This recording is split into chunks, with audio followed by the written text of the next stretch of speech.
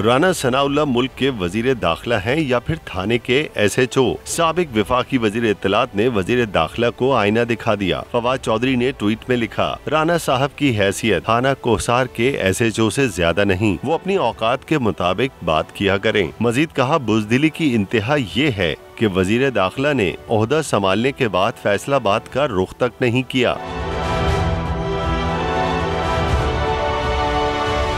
बात यहीं पर खत्म नहीं हुई। PTI रहनुमा ने प्रेस कॉन्फ्रेंस के दौरान भी लीगी वजीर को निशाने पर रखा। बोले, राना सना, हमजा शहबाज और दीगर पर 25 मई के वाकयात पर मुकदमात दर्ज हैं। उम्मीद है शफाफ तहकीकात होंगी। किस माई के लाल में जरूरत है कि इमरान खान को डिस्क्वालीफाई करें? इमरान खान के बगैर पाकिस्तान की सियासत क्या है? ये तो वन वर्सेस रेस्ट है। इमरान खान है और मुकाबले में ये सारे जोकर इकट्ठे हुए हैं। अगर पाकिस्तान के अंदर जमहूरियत है तो इमरान खान से मुकाबला करना पड़ेगा।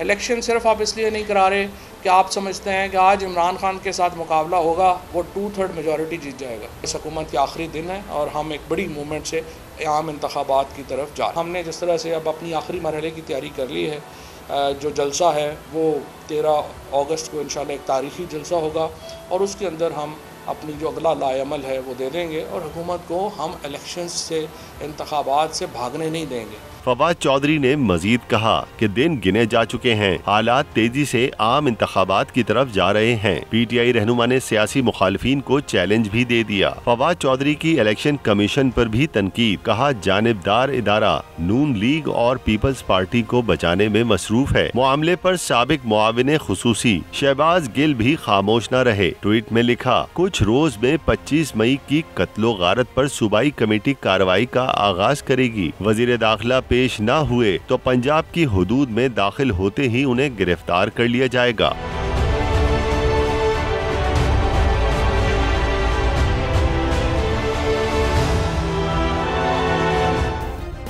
सब्सक्राइब करें और बेल दबाएं ताकि कोई खबर रह न जाए।